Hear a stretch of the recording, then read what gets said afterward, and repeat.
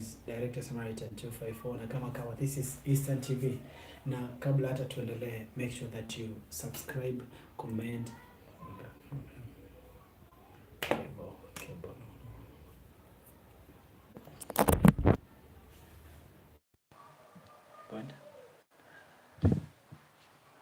Kabla hata tuendelee, make sure that you subscribe, comment and also share. Sorry, there was a technical kidogo, but we are back again. Now guys, tukiendelea, make sure that you subscribe and also tell us sauti ikoaje. If you're not getting as well, just comment on the comment section that sauti iko mbaya, and so that we may work on it. Now today we have a lady by the name Naomi Kiamba, and she has been a friend of mine since kitambo. Nilimjua akiwa na story fulani, na hiyo story bado ako nayo, na by that time we didn't have these platforms we didn't have a platform whereby someone can express him or herself, but at least today tuliweza kuongea naye, akaweza kuniambia that she'll be sharing her story. It's a very sad story, a story that when she told me about the story, it is one story that keeps me wondering why some things zinafanyika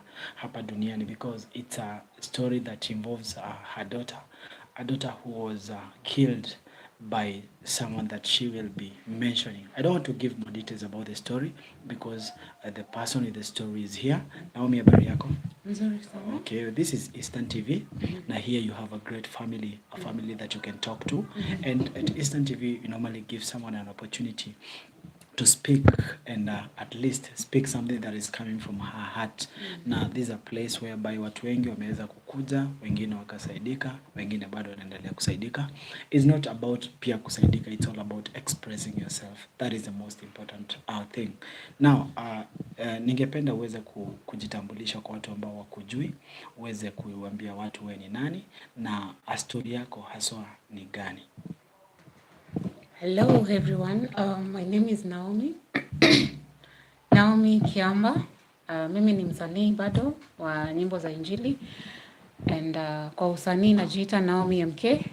Ukinitafuta utanipata, and I'm really grateful to God and to this team of Eastern TV for giving me a chance to express myself and let the world know what is happening. Because my story, I'm so sure I'm not the only one who's gone through the same. I know there are people out there who might have gone the same or are going through the same thing, and they're wondering what to do or where to start. So today, as I share my story, as much as I'm looking for a way to get justice of my daughter, I also encourage you, if you're out there and you're going through something similar to this, don't keep quiet. I mean, don't keep quiet. Keeping quiet will just kill you slowly. Because I realized that my keeping quiet, it's like I was dying alone from the inside. When you meet me on the road, you'll see me smile, but there's so much pain inside of me because of what has happened to me and my daughter. So questions are welcomed, and thank you very much, Eastern TV, for this chance. Okay, first of all, Naomi, you've told us that you're a musician. Yes. When did you start singing? I started singing when I was a little girl, but when I grew up, it reached a point, ni ile unajaribu kujielewa. So somehow, nikaweka nyimbo kando, but ile kuimba tangu nianze kurecord kwa YouTube, it was in 2020, just few months before I lost my daughter. Yeah. Now we don't want to maybe use or spend a lot of time maybe talking about the current things that you are doing. Yeah. Let's focus mostly on your story. How did it start about your daughter? How did it happen? Where did the whole story start? Okay, the whole story started when my marriage broke. My marriage broke in 2017. It was, there's no marriage that breaks that is good, you know. It comes with so many things, pain, you know, and so much, many things that even some, cannot be mentioned. But I'm proud. I'm going to talk about everything. Like, I have nothing to hide so far. Yeah, so I was married in 2010. That was 17th of April 2010 in a wedding, and we were blessed with 2 children. You did a church wedding? Yes, we did a church wedding, and we were blessed with 2 children. In 2011, we got our firstborn son. 2013, we got our second-born child. She was a daughter, and that time, when we got married, the first year was good. It was really nice. I enjoyed the marriage. But now, when the first child came in, that is when now I started to see the other side of this man. So that was in 2011. Like, this man became very rare in the house. He was not coming home like early as he used to before.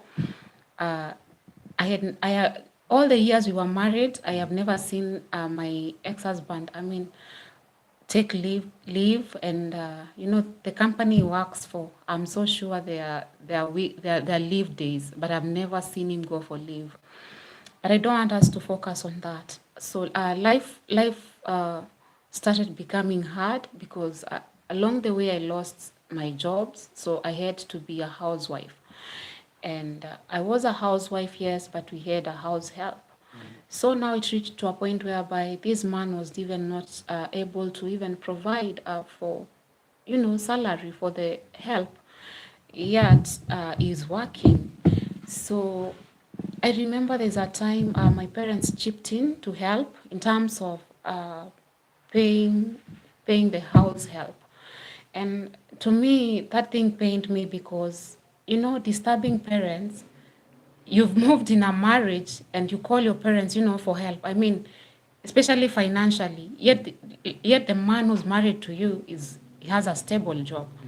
To me, it was not something nice, and I kept praying and telling God to bless me with a job.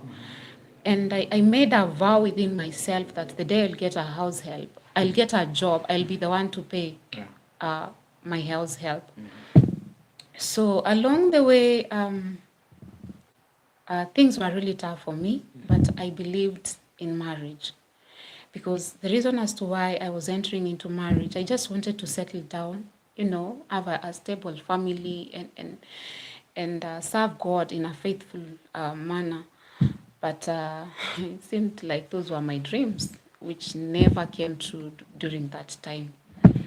So yeah, life went on, and I realized I was pregnant. That was in 2013 with our second child. Sincerely speaking, I wasn't ready for that pregnancy, but I remember I was in denial for 3 months. But along the way, I was okay because there was no other option. And I had to love my baby even before she was born. So the reason as to why I wasn't prepared is because I had already seen the other side of this man. We were really struggling in the house with just normal things, normal needs like food and stuff like that. So psychologically, I wasn't prepared. But now I found myself pregnant. And I had to take it because life had to continue. So I prayed and I told God to bless me with a job. And just a week before I delivered my daughter, I was called for an interview. And when I went for that job interview, I couldn't secure the job. I remember the HR telling me that, Naomi, you're so courageous, but you cannot get this job because you're almost due. Just go get your child, and then later I will call you. I promise you I will call you. So when a new position comes in. So I went home and I got my baby safe at Mata Hospital. Mata Hospital. Yeah, she was a baby girl, very healthy. And a year down the line, I forgot about someone promised me they will ever call for a job. So somehow I forgot. You know, a promise is just a promise unless one fulfills it. But God was good enough. I got a job a year after my daughter was born. Yeah, so when I started my career, now someone was really jealous. It's like he never wished for me to work because now money started coming in. The job was, I wasn't earning much, but at least I was busy and I could sit down and plan 1, 2, 3 things. And at least I could pay my house help. So having gone through a lot the past years in marriage, I wanted to go back to school. So since this man was not supporting me to go back to school, I took myself to school. I remember taking loans to pay my school fees. So I went back to school, and the way I studied, and the more I continued with my studies, the more someone was getting really jealous. I remember him asking me, why, like, did you really have to go back to school at this time? You just got your job. That is your husband now? Yeah, that is my husband. This was, it was after the third month of my employment. That is when now I went back to school. And this man was really jealous. He was not in support of my decision. But I continued. Because I really didn't have much, I went and I started with a diploma, looking forward to, maybe getting some money in future and save and be able to do my degree. So I continued and I was able to finish. So this man now, he was, the more I continued, the more he became scarce. Because I was operating, I will wake up in the morning, prepare the kids, they go to school, I go to work. In the evening, the house help will get the kids. Then I will go for evening classes. After evening classes, then I go home. So I used to get home at around 10 o'clock. And this man, the nature of his job is, he was never home. He's a technician, he was never home. So you'll find that the bonding of the children was with me. Because this is a rare man in the house. And when he comes, it reached a point when he comes, he would come on a Saturday very late at around 11. So you find that the time he has to spend with the kids is so limited. He will come at 11, the kids are asleep. So definitely, because during the weekends I'm in the house, I had a very strong bond with these children. So now it reached a point in 2016, that is when now things really got worse.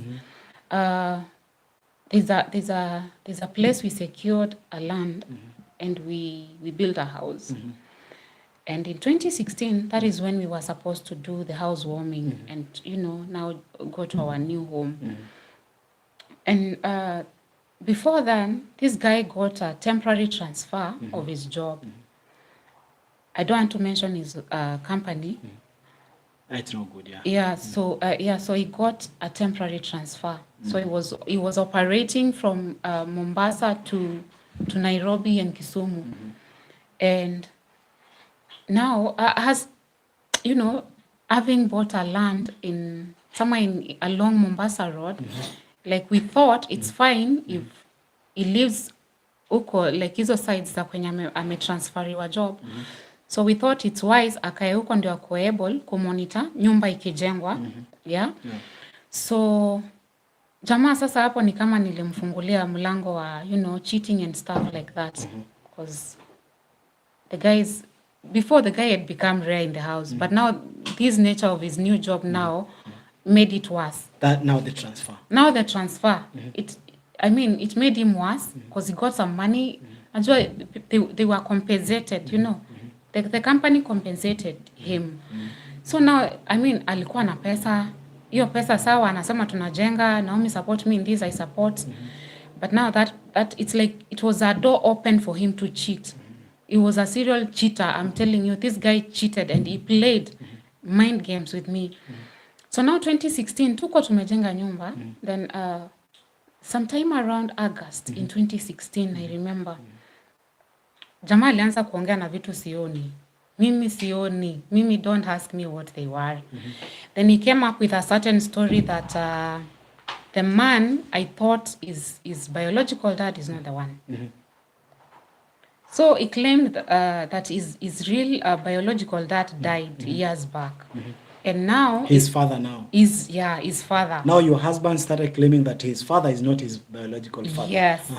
And to me that was a shock because I mean being married to someone, it was our 7th year in marriage. Then siku moja mke aseme huyo mzee Mololo is not my dad. You know, my dad alikufa sijui how many years ago.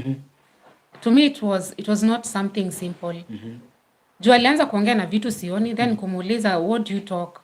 Who do you talk to? Ndio sasa akaleta hiyo story. So akaniambia ule mtu naongeanga na yeye. That is my biological dad. Na wanaongeanga na yeye. Na wanaongea na yeye. Mimi sijui alikuwa anakuja kama ghost. A ghost that I've never seen. But they could communicate, yes. Like words, which kind of words? Wanasema. Atamprepare kuhusu future. Because I remember there's a friend of ours once, we had a friend who died.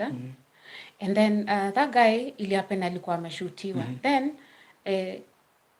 wakati alishutiwa, the guy came home and told me, mzee alisema, so and so aliuawa na watu fulani. And this is going to happen. And for sure it happened. Like alikuwa ni kama anaforetell about future. You get? Anakaa hivi anakuja ananiambia, by the way, why do you pray like that?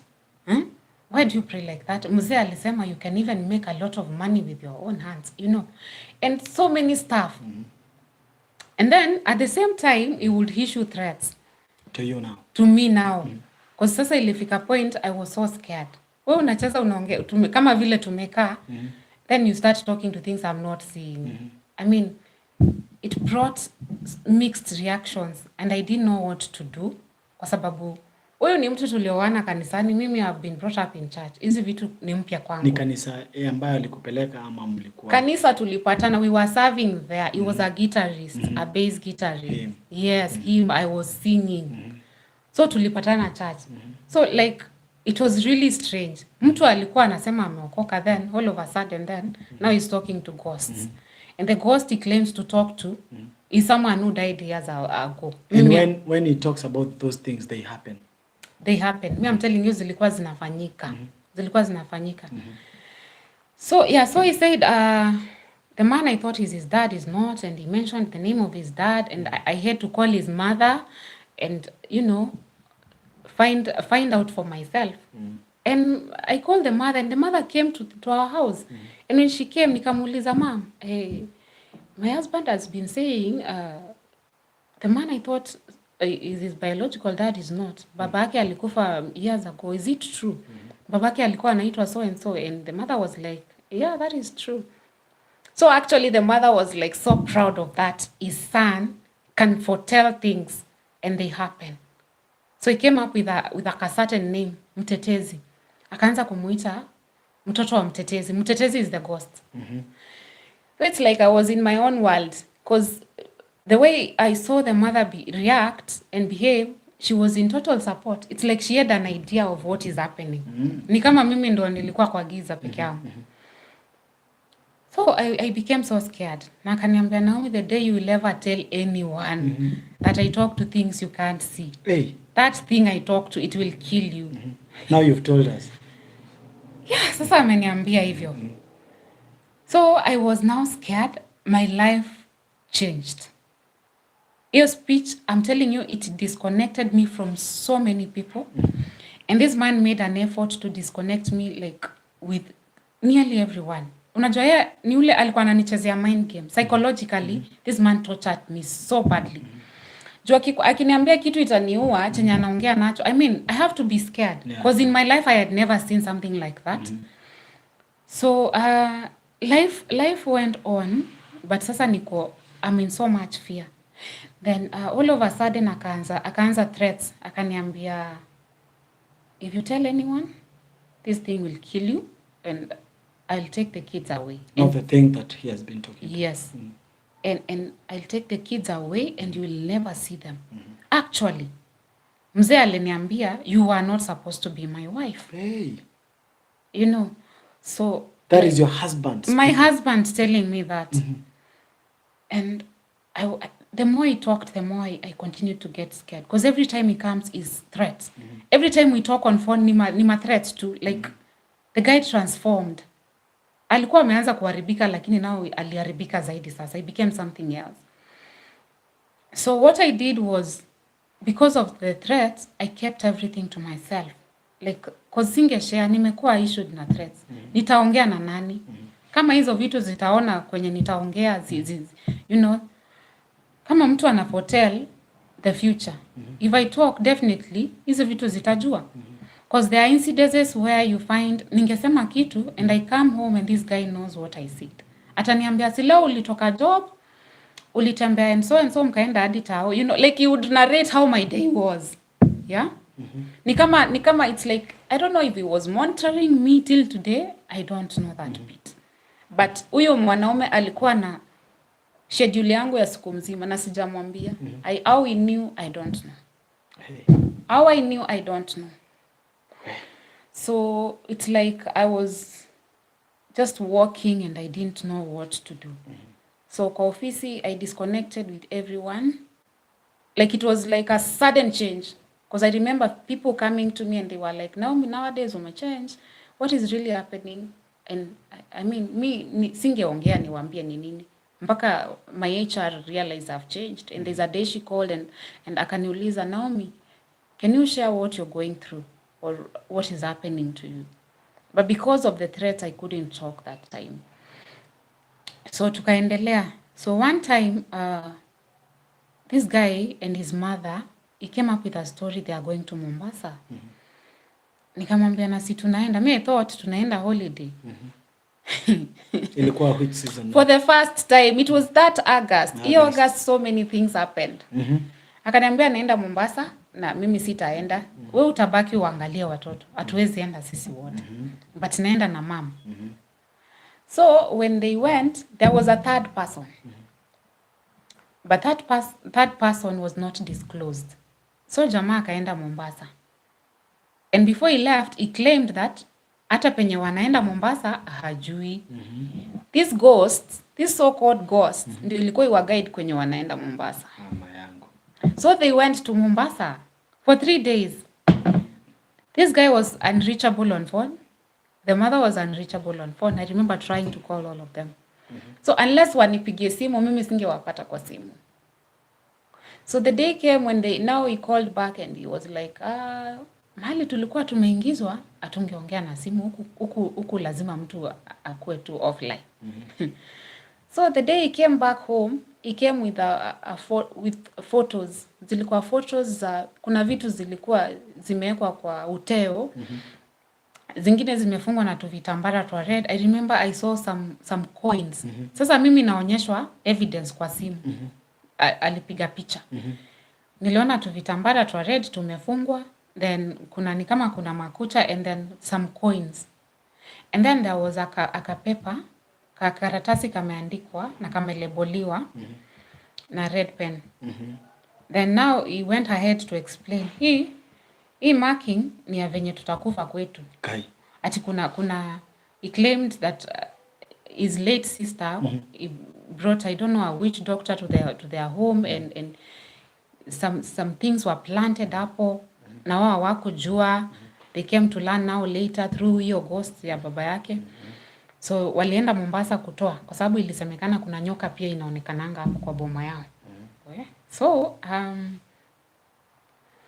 to me everything was, I mean, I got confused. I got so scared because zile vitu niliona pale, kusema kweli I used to see those things in Nigerian movies. In reality sikufikiria vitu kama hizo zina exist. So now I got so scared now even more. So tukaendelea, ni ile unajikaza because mimi I never believed in broken marriages or divorce. So tukaendelea and in December 2016 tulikuwa tumepanga tunafanya housewarming.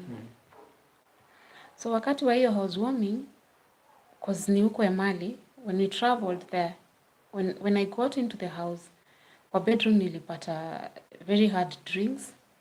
I remember kulikuwa na bottle ya Marula and other hard drinks. Na sio cheap. There were like 4-5 bottles. Zile kubwa. Then nikamuuliza hizi vitu kwani boss ulianza kukunywa na mimi sijui. Akaniambia hizi ni vitu za mzee. When he mentions mzee, it means that ghost. Then tulikuwa tumeslaughter goat just for celebration na tulikuwa tumeita wazazi. So jioni after everybody left, because I remember tulirudisha wazazi home, then we came back. So when everybody now had left, nilibaki mimi yeye na watoto and his niece.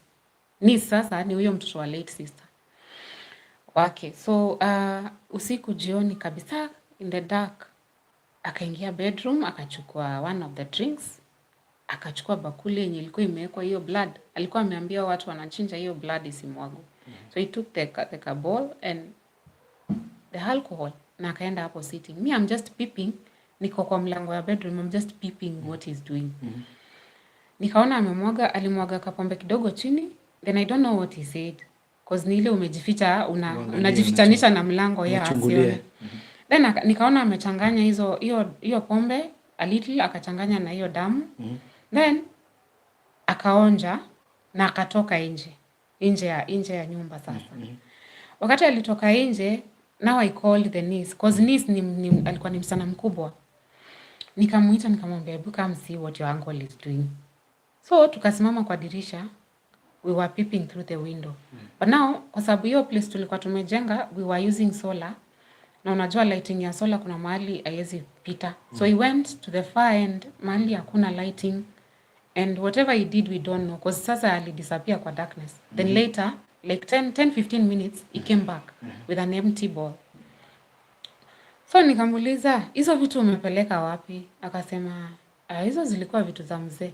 Like the way he was answering, it was so simple. It was so easy with it. Na ni mtu alifariki. Ni mtu alikufa. Na mimi hata simujui, nilikuwa naonyeshwa picha sasa. Ameshaingia hata kwa mtandao akatafuta picha za huyo mzae akaweka.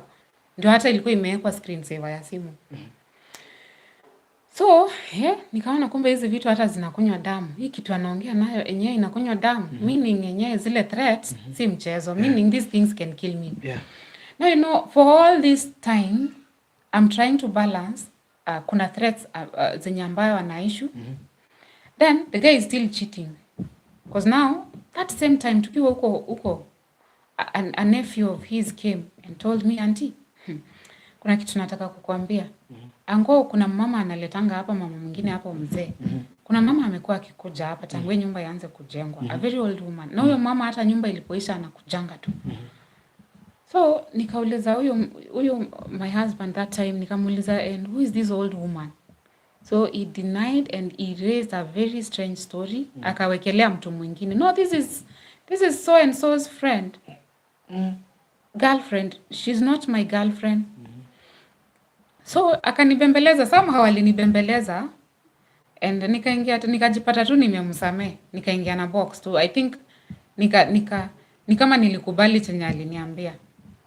Though kuna ile part. Did you agree to it willingly ama? No. Ukujua? Aliniweka situation yenyewe because I remember hiyo siku when I raised the story tuko home, akaniambia, "Pana, we can't talk this here watoto wakiwa hapa." Tukaingia kwa gari, we drove to Salama. So akapark gari kwa petrol station. So ndio akaniambia, "Ati ulikuwa unasema mama mgani?" So now I brought up the story again. "Who is this old woman you've been bringing to our house? Nyumba ndo tunajenga hata haijaisha umeleta watu. You already brought people. So you've already done the housewarming already." Ndio akanipigia story ya, akaniambia, "Pana, this woman is so and so's girlfriend. She's not even my girlfriend." Rafiki yake mwingine hapo. And mtu mwenye anawekelewa sincerely, he was an old man. Kusema kweli, he was an old man and a very respectable man. Mimi hiyo story sikukubali. But now to ensure that nimekubali, akaniambia, "Mzee hata ako hapa, amekaa kwa hiyo kiti ya nyuma." Anasikia. He can confirm. Sasa unajua ukiambiwa hivyo like itabidi tu kubali, you know. Ni kama umelazimishwa, but now ni kama hauna other option. So nikasema ni sawa tu. So we drove home and so life ikaendelea. And now come 2017. 2017 tumetoka holiday, December imeisha, tumeanza mwaka. There's this woman who was calling this man saa 2 every 8 o'clock anapiga tu. Anytime that guy is home anapigiwa tu simu saa 2 na a certain woman. I monitored for some months. But one day I was just fed up. So I decided to pick up this call. Because this guy was just strange. Atakuja, akaekwa parking for, he could stay in the parking for close to 1 hour to 1.5 hours to 2 hours up. On phone. Then later atapanda kwa nyumba. You know, and the time he happens to get to the house, before 8, this lady will call. So hiyo siku tu nilichukua hiyo simu. Nilipokea matusi, I'm telling you. Mimi nilitukanwa. And that woman said, wacha mwenye simu achukue simu. Because I picked up when the guy was taking his shower. Okay. Nikatukanwa and I felt like mimi ni kama nimetosha. I remember there's a time I told him, just take me to my parents' place. Mali ulinitoa tu. And I called my dad, nikamwambia daddy, I'll be coming home. And he was like, okay, we are waiting. And everybody waited for me to go home. My brother was in the house. Everybody talked and we left the house. Tukakuja, but tukifika hapo airport hivyo. Ndio tushike Mumbasa Road vizuri tuende sasa. Because nilikuwa nimempea conditions, take me to this woman's house or you take me to my parents' place. Kwa sababu zile matusi nilipewa pale, I mean, no, that lady on phone lady, yeah. Ni mtu simjui, yeah, but vile ananitukana, kulingana na venye ananitukana, it means huwezi amka tu utukane mtu. Lazima kuwe kuna kitu. Kuna info amepewa na huyu mtu. So alinitukana based on chenye alikuwa amefidiwa nacho na this man. So jamaa, I remember he parked his car kando ya barabara. Akaniambia, Naomi, I'm just sorry. But ukapata before kuja ku apologize, this woman's husband took the phone and called me. Akaniambia, akaambia jamaa, can I talk to your wife? So when I picked, the guy said, I'm so sorry, I didn't know my wife ana matusi kama hizo. I'm so sorry, Naomi. So he said, can we plan for a meeting? We meet all of us. We talk this matter out. Hiyo meeting nilikubali, lakini sikuona happen. Mimi sijui hizo ghosts zilienda zikavuruga mambo, I don't know. But the meeting never happened. Okay. So hiyo story ya huyo mama ikaisha hivyo. Nikasamea mtu kwa barabara, tukarudi na mtoto. So life continued. Lakini ukapata yani, kila siku nakumbushwa. Soon, he kept reminding me, soon I'm going to take away these kids and you will never see them again. So nilikuwa nakaa na hiyo fear na hiyo uoga. So the stress was too much. I didn't know during that period kama ni depression in a building. So one day I was just tired. It was 29th of May 2017. Everything was just too much, and because of the threats, I have no one to talk to. My family, my own mom, my brother, my sister, kulikuwa kumekuwa disconnect. Like I couldn't even call and tell them anything. Mimi niliona tu life imekuwa too useless, because kama mtu anachukua watoto, I can't talk to anyone. What then am I living for? I tried suicide. I remember I took some pesticide. Niliacha tu, nilingoja kila mtu akalala, then I went to the sitting room. I took some pesticide, but I diluted. Kwa masikio moja ni kama Mungu alikuwa ananiambia don't do it. I think that is why I diluted. Ni kama una try ku commit suicide na uko na fear. It's like I want to die and I don't want to die. What is making you want to do all these things? Is it because of the husbands, your husband's heartbreaks, hizi vitu zote anafanya, or what is driving you towards that? Nizo vitu zote ninafanyiwa and I cannot share with anyone. My kids wanachukuliwa, nitabaki na nani, you know, nitabaki na nani, you know. Yeah. And I didn't know what else to do. Okay. My state of mind was not fine that time. And then mtu ameni disconnect nearly na everyone. I was living my own life alone. Juu ilikuwa imekuwa mbaya sana, naenda ofisi nikitoka job. Hata vile unatokanga ofisi na colleagues, nika change route. Navuka barabara napanda, from South B, napanda barabara, napanda gari za kwenda South B, nikashuke Bellevue. Nichukue gari ya kwenda fedha from Bellevue. Just for me to be alone. Every time I walk with someone and we talk, the guy knows I had no peace. I didn't know what else to do. So when you are alone in this life and you're so stressed up and you don't know what else to do, that is the reason as to why I thought of maybe committing suicide. And I took the pesticide.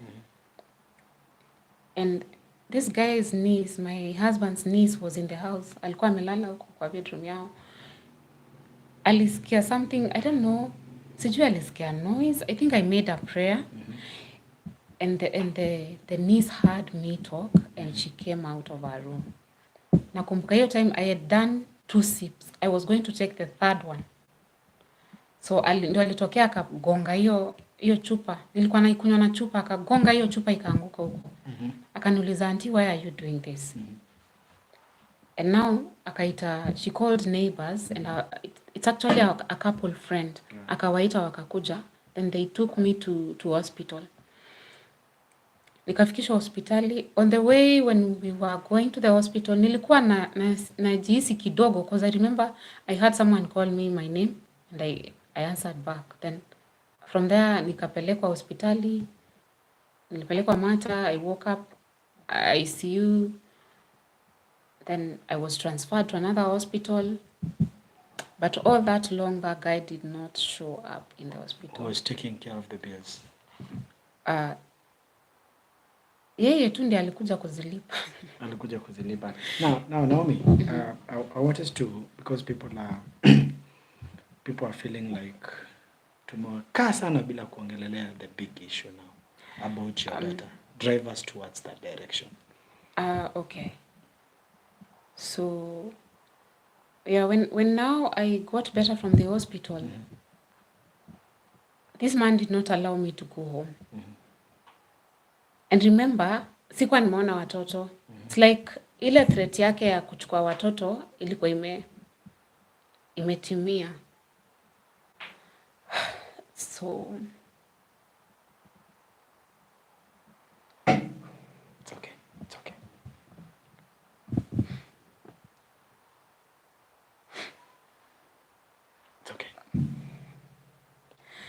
This guy, instead of taking me back to the house to see my kids, he sent his friend, a friend mwenye alikuwa amesimamia harusi yetu, with some clothes. And he commanded that guy anibebe anipeleke mpaka our nearest hometown. So that is where I met my husband, and he took me to my parents' home. When we got home, my dad wasn't there. So he left me there. He told mom that nitakuja Naomi, nitakuja na watu wetu tukae chini tuongee. Something that never happened. So wakati ameondoka, I couldn't stop thinking of the kids. I kept asking. He told me, usijali watoto tu wako sawa.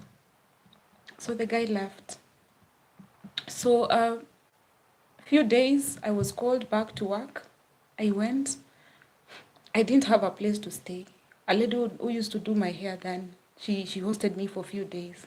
But before I started staying in her house, I told her, let me go try and see if I will be able to access my children. So when I went to the house, that man chased me. He chased me like a dog. Akaambia house girl pack nguo za watoto hata aeke kwa gari, akadanganya watoto sijui anawapeleka waende super sijui wakule ice cream huko.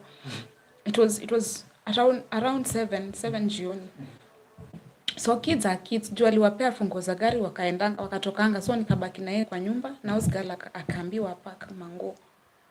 So hiyo time, I even went down on my knees. I told this guy, I don't know where I ever wronged you, but if you're doing this to our kids because of something I did, me I beg you in the name of God, just forgive me. Kama kuna mahali nilikukosea. Our kids don't deserve all this you're trying to do. So the guy was, ni ule mtu tu alikuwa tu na roho ngumu. Akaniambia, no Naomi, huyu Mungu wako alikuwa wapi? Kama ulikuwa na Mungu, hiyo time ulikuwa unajaribu suicide, where was your God, So akaniambia, it's either you leave this house or I'm taking these kids.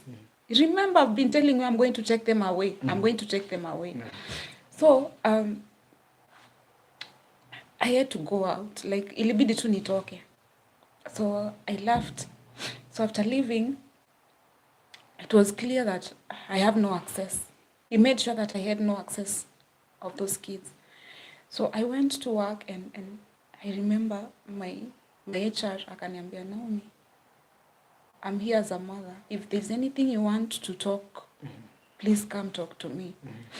So mi nilienda home, nikafikiria hiyo story, nikamwambia. One day I called her and I told her I think I can talk. So I went, I spoke to her. I really tried to rescue these kids. At first, I went to the house, I managed to let me call it steal. I managed to steal the kids for the first time. Niliiba watoto wangu. Because hiyo time nilikuwa nimetafuta kanyumba, ka one bedroom, sikuwa na mattress, I only had a mattress and a blanket. But at least nilikuwa na watoto. I went, nikaiba watoto, we started living together. Kidogo kidogo one day, hata mwezi haikuisha, nikiwa job, I was called by the house girl crying. Kaniambia huyu mwanaume alijua mahali unaishi Naomi, amekuja amechukua watoto ameenda nao. So like ameiba, yani ikakuwa ni kama mchezo. Nilichukua watoto, yes, naye amekuja ametafuta njia akakuja akawachukua pia. Because alitrack school bus mahali ilikuwa inakuja kusimama. So akaenda nao. Wakati alienda nao, now me I went to work and I was just asking my HR what to do.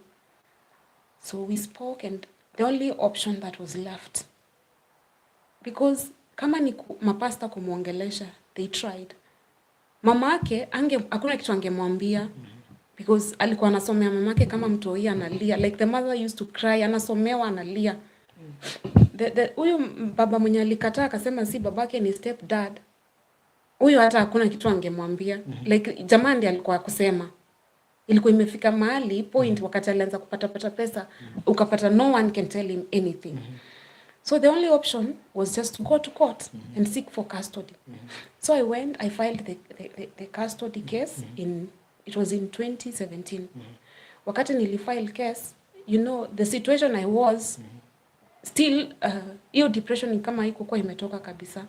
And you know, for you to convince the court that you are able to take care of the kids, lazima wa make sure you're sober. Your brain is functioning well. So the court referred me to do so many counseling and have the doctors send the reports to court for them to confirm indeed I'm fit to keep my kids. So that is where we started. By the time easy process zote za kutoa reports from the doctors to confirm I'm fine, that is now in 2018. So 2018 imefika, jamaa hata saa hiyo hata watoto shule walikuwa nenda amewatoa hata sijui wako wapi. Ndio koti kamwambia one day, kamwambia alete watoto kotini. So I remember they were brought and I was given the kids. It was on a weekend. Both of them now? Yeah, both of them. Akaambiwa, Naomi atakuwa anachukua watoto Friday, anakaa nao Saturday na Sunday saa 8 mnapatana mahali fulani, unachukua watoto. So that was for the court to just confirm that I'm fit to take care of my kids. Because the court used to, you know, to do interviews for the kids and, you know, hear from them. So that went on for a while. But huyu jamani kama ilifika mahali akachoka na hiyo kushinda ameleta watoto mara nimechukua and stuff like that. So siku moja tu nilipeleka watoi mahali tulikuwa tunapatana and he didn't show up. Wakati ya kushow up, me I went to court and I requested the court to grant me custody. Now that the dad alionyesha hana interest. So court ikanipea temporary custody while the case is going on for the 2 kids. So mimi I remember that time tulikuja kugundua shule walikuwa wamepelekwa a certain school somewhere huko at River. I was commuting my kids every morning I used to live in Feather, from Feather all the way to Athi River. Your distance in mchezo and there's traffic and I'm supposed to go to work. We could leave home I wake up the kids 4 in the morning. So by 5 we are ready, we leave, we go. Jioni tunarudi, tulikuwa tunafika home 8. So that went on for that whole term. Then later the court gave me permission to transfer the kids. So nikawapeleka watoto shule. I didn't have much. I could not even afford to pay for school bus. So watoto walikuwa wanapelekwa na house help shule. But hiyo time wanapelekwa, I could get complaints from my daughter and my house help na son that tuliona gari ya dadi hapo karibu na shule. It's like he was doing a monitoring thing. Tuliona dadi somewhere hapo hivyo. Dadi mara alitungoja kwa barabara, alikuwa anatuita tukakimbia, you know. So tukakaa 2018, 2019 kuna hii long holiday inakuanga. Hiyo time before COVID came. It was on 29th of October 2019. I had been served with a document from court that I should present the kids to court. The day I read that document, Julie was served at my workplace, I cried because I knew what was going to happen, that this guy was going to get those kids. So, mimi, kama sio pastor wangu, singepeleka watoto kotini. Sikuwa na choice. My pastor told me, they spoke to me, they spoke to my lawyer. And the advice they gave me was, Naomi, if you don't take these kids to court, either way, the court will get the kids. Na watapewa huyu mtu. And you will be arrested pia. So utakuwa umedefy court orders. So I remember that night, I broke the news to the kids, kaambia kesho, court imesema niwapeleke, kakutane na dadi yenu. Then I think atawachukua juu alikuwa request for access, akae nao for the holiday, then awarudishe. How was the communication between you and your husband before mwende kotini? Mimi, huyu mtu alikuwa amejaa na matusi. Hatukuwa tunaongea, even till today. Like ever since the marriage broke, kama sio kotini, like we never talk. So nikapeleka watoto court. We prayed at night. In the morning I prayed for them and nikawapeleka court. Tukiwa kotini, ndani, you know the kids are kept outside. Yeah. I went with a friend of mine and a colleague. And my sister was, my sister was there, was not there. I went with my colleague and my lawyer. So sisi tukiwa inside court, watoto wako nje. But there's a certain point, watoto walisema, wanataka maji. And baba yao akasema twende nikawachukulie kwa gari. So when they went and came back, my daughter was crying. Niambia, mom, huko chini hata dadi anatuchuna. Kai. Huko chini dadi anatuchuna, anatutetesha, anatugombanisha. Na hatutaki kwenda na yeye. How old was your daughter? My daughter that time she had just turned 6 years. My son was 8. So ikafika ile moment sasa, magistrate amesema, Naomi, are you ready to give the kids? Na kaita mapolisi. It was either I allow the court to take the kids, ile rosafi, ama hao polisi tu wata, nitalokiwa in the cell, for nothing. So I remember magistrate alisema, there's a bench, sit on that bench. We were facing the magistrate direct. My lawyer tried telling the magistrate, remember, kuna psychologist report zenye zilikuwa zimefanywa na au daktari wa watoto. And the court had those documents. 2 reports, I remember. 2 good reports. And they were very clear that kuachilia watoto wakae na huyu mtu, like you're exposing them to danger. Because research ilikuwa ishafanywa, investigations, and the doctors did what they had to do. Walikuwa wameenda hadi mahali watoto walikuwa waende wakakae. Based on before that the man had hidden the kids. Unajua. And they came up with very good reports. So magistrate akaniambia, Naomi, sit there. My daughter was seated on one hand and my son was on the other hand. And my daughter, they all they started crying mpaka wakanilalia huko kwa mapaja. They were really crying. And they were saying, hatutaki kwenda. It's in front of the magistrate. It was a very emotional moment for me and hard time for me. Like, to just look at my kids go and ukapata before you time. It's okay, Naomi. Easy. Hiyo time watoto walikuwa wamefichwa na huyo mwanaume wakakaa kwa huyo mama. My daughter alikuwa amekuja na some marks huko kwa mgongo. Mama, huko tunachapwa, tunakeleleshwa. So I was just imagining my kids are going back to the same hell of a woman. But the magistrate was okay with that. And my lawyer did all he could. The kids were still taken away. Did you have okay, I don't know what to ask, but okay. So watoto walichukuliwa. Wakati walichukuliwa, I went and sat somewhere at the court premises with my friend, and I cried like for one whole hour. Mpaka one of the policemen came, alikuja akaniambia, Naomi, please, hawa watoto utawapata, just jikaze tu, utapata hawa watoto back. Your husband alijiteteaje ndio lawyer wake alijiteteaje ndio akaanza kuambiwa waende na watu? Which were some of the things that were said in the court?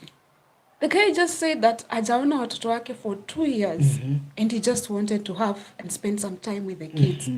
And then the magistrate comes up with, I don't know which law that says that every parent, it's a right for every parent, unajua, to participate in their child's life. Unajua. So I think the magistrate made her decision based on that, but she forgot. Mtu amekaa na watoto before, and kuna report magistrate alijichukulia mwenyewe kwa watoto. I remember we were all told to go out. The magistrate was left in that courtroom akiwa na watoto wakiwa wawili, and she made a report, direct report, si ile ya kufanyiwa na daktari, yeye mwenyewe. There's a time she did that report herself, na tukiingia ndio atuambie turudi ndani ya court. She was like, I've never had something like this. And then she comes to repeat the same mistake. Like, it's the same lawyer who tells you. It is the same magistrate. She does the same mistake. Maybe I'm not. When you go to my files in court, you will find that document that the magistrate wrote. Then she exposes the kids again to the same.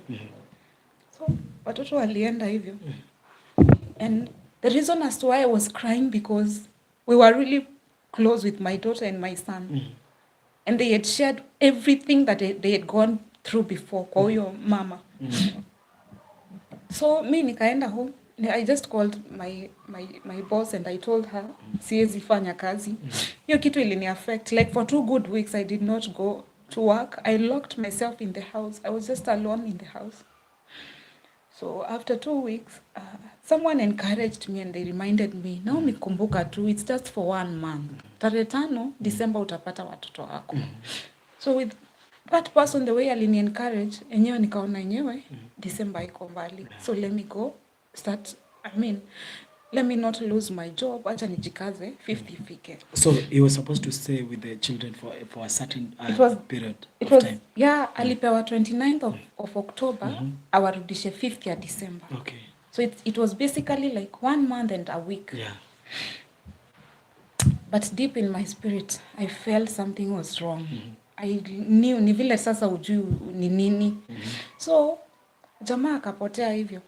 5th wakati ilifika, on 4th jioni, nikamtumia message. Nikamwambia, remember, kesho unafaa uniletee watoto. Please make sure usikose kuwaleta, because itabidi niombe ruhusa kutoka job, nikuje nichukue watoto. The guy was so arrogant. Akaniambia, Naomi, I had told you before, this time round, things are not going to work on your side. Nilipeleka mtoto, akatairiwa. Hiyo story ya kutairi, I remember, aliwahi bring up in court. Na mimi nikaambia court, I'm against it. I was not for, because, for you to take a child for circumcision, there has to be an agreement between both parents. But this one, yeye alikuwa anafanya decisions tu anaenda. Juu anaona kila kitu ina run smooth na yeye in court. That man has defied so many orders in court. Even till today, if I'm to speak, there's so much that he has not done. Yet the court demanded him to do. And he never did. And that has kept me wondering, hizi koti za Kenya ni koti za aina gani? If someone can just run smooth, slide like that, without obeying some certain court orders, I've never understood that bit. So, jamaa akaniambia leti watoto. Nikamuuliza, even my daughter, hata yeye ametairiwa. Si umlete hata basi peke yake. Then huyo mwingine akipona nitamchukua. So the one month and some few weeks, that's when he took your son for circumcision. Yes. Or had you agreed about it? No, okay. I had no idea. But the circumcision was done? It was done. Okay. So, akaniambia, hapana, hajatairiwa, but there's no way I'm bringing one child na ule mwingine abaki. So, alikuwa mtu anaongea sana. So, mimi nikamwacha. Because zile zilikuwa zinafuata ni matusi. The following day, I went to court. I engaged my lawyer, we went to court. Nikaambia koti, huyu mtu hajaleta watoto. So the court issued a warrant to arrest this man and get the kids back. So the warrant was issued. But that was another hell. Nilianza safari ya kutafuta, like, this man with police. Tunafuatana tu, nilianza na industrial area. Industrial area, I remember that particular day, we went, wakatupea hiyo Land Cruiser ya polisi. Tushaienda workplace ya huyu mtu na Land Cruiser ya polisi. And I was told, stay at the gate, ndio identify. So when we went there, si unajua lazima sasa for you, when you go to a certain organization, lazima uende through the right channel. Wakaenda kwa HR, wakaambiwa, wakapewa ruhusa ya kusearch. They searched and they said they didn't see the guy. The guy was not at work, at a field hiyo siku. Which I still doubt. And I usually feel that probably if the employer to this man alikuwa na uwezo wa kutusaidia. Because huyu ni employee wao. Alikuwa alikuwa na powers za kuambia huyu mtu come to the office. But I felt like the employer also failed us. So tukarudi, the guy was not there. Na ukumbuke, police, our Kenyan police, may the Lord help you. I was so frustrated. There is nothing for free, I'm telling you. Nikatoka industrial area.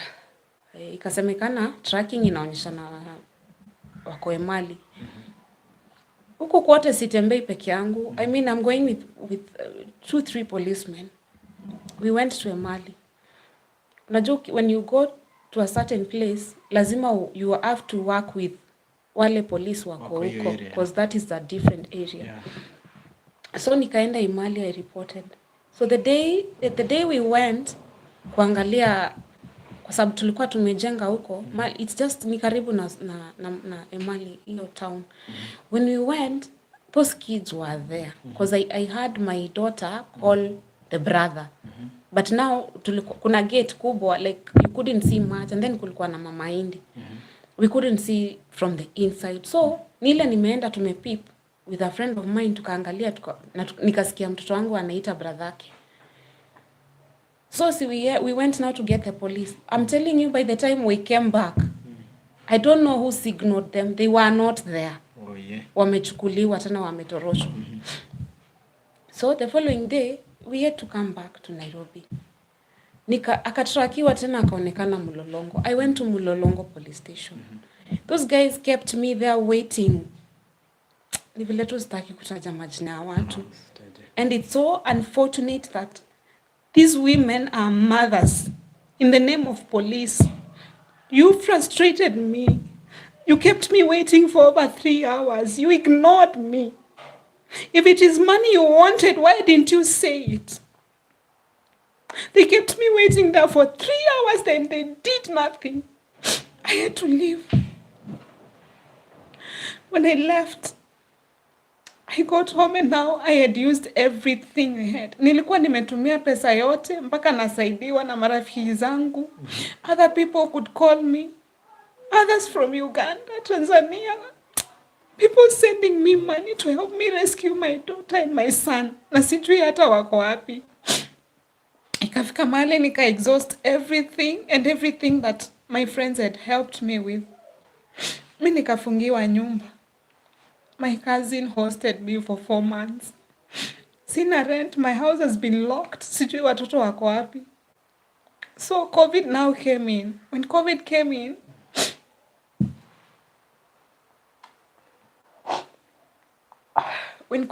in, one day I was praying. Because my cousin was good enough. Yeye wakati COVID ilikuja, she feared akaenda. She traveled and she left. Me, I was left behind. So I was just alone in a house. And one day I was just praying and I had God remind me of the gift he's given me. That is when now I started my music journey. So mi nikajikeep busy na music. Kwa sasa hata koti zimefungwa, hakuna mahali unaweza enda. When COVID came, things were so serious. Mi nikajikeep busy tu na music. But I used to pray for those kids every single day. What about the communication? Did you... Communication, I remember when my cousin came back, I made an attempt to call my ex-husband's mother. And that woman, what she told me on phone, aliniambia wewe, hao watoto unafikiria utawahi waona? Hujaiolewa na mzungu, enda ukaolewa na mzungu mzae wengine. So, she was on loudspeaker.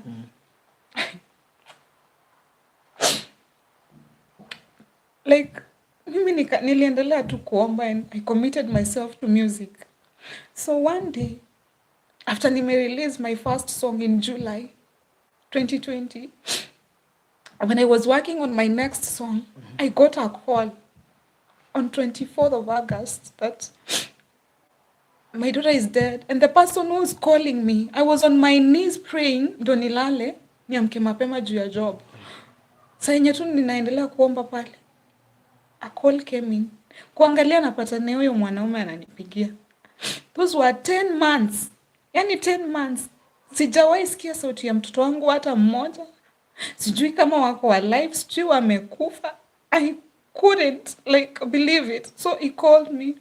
Aniambia, Naomi, uko wapi? Nikamuliza, why are you asking me your where I am? ex-husband now. Yeah, my ex-husband. Where? Nikamuliza, 10 months. I've been trying to get at least to hear a voice of one of my kids na umenikataza. You call me to ask me where I am. What do you want? Akaniambia, Beverly amekufa. Beverly now was our daughter. And the way he broke those news, I mean, even ingekuwa ni mimi singe break hivyo news, you know. So I stopped praying and I stood up and nikamuuliza, uko wapi? What happened to the baby? Was she sick? Akaniambia, ni pneumonia tu. Ilikuwa pneumonia, nimemleta hapa Mata Hospital. When I say Mata, I mean the main hospital here South Bay. Akaniambia nimemleta hapa Mata na kufika akipimwa, unaona vile wanapimanga temperature and pressure and stuff like that. Ati daktari akamuita akamwambia mtoto amekufa. So nikamuuliza, na mtoto aligonjeka na huko niambia hata nimuone. Akanyamaza. Nikamuuliza uko wapi? Akaniambia tunaelekea Montezuma ya Bagad mochari. Nikamwambia wait for me, hiyo Montezuma nakuja. Saa hiyo ni saa 4 ya usiku, kuna curfew. Hiyo time curfew ilikuwa strict sana. Mimi sikuwa hata na shilingi kwa mfuko. I didn't have anything. Like anything you can call money. So I stood. Nikishika mlango nifungue ndio yani ni ile you don't even know. You are in shock. You don't know what to do. But I heard God tell me, I am God and I'm with you. So I opened my door. I went to my neighbor. Nikamwambia nimeambiwa mtoto wangu amekufa, please take me to hospital, to that mortuary and find out if it's true. So that time I called a cousin of mine. He sent me some money. Akaniambia, cause nilikuwa nataka cousin yangu akuja anipeleke. Akaniambia, no Naomi, one of my cars imeenda na mtoto, ile ingine hata sahi ni past curfew na hata license insurance expire. Let me send you money, you go check if it's true. So he sent me money. When I went, niliita Uber. Huyo ni Mungu tu, kwa sababu huyo mtu wa Uber tuliita alikuwa na hiyo barua ya authorize kwenda usiku. So I went to the mortuary and kufika hapo nje nikapata jamaa amepark hapo kwa anazurura tu hapo nje outside the gate. So nikamuuliza, what happened to the baby? He repeated the same story of pneumonia and how mtoto alikuwa na homa hivi, so ati ilikuwa ni pneumonia. So nikamwambia mimi nataka kuona mtoto. Kaniambia sijui kama watu watakubali uone mtoto kwa sababu wanasema wamefunga. Nikamwambia I'm not leaving this place kasi na mtoto wangu. Akaniambia enda uongee na wao. So I tried to talk to the gate man. The gate man, it's so hard to reason with those people. Ikakuwa sasa ni ngumu sana. So ndio I heard the same voice again and God reminded me. And I lifted my eyes, nikaona hiyo hotline number. So I called that number.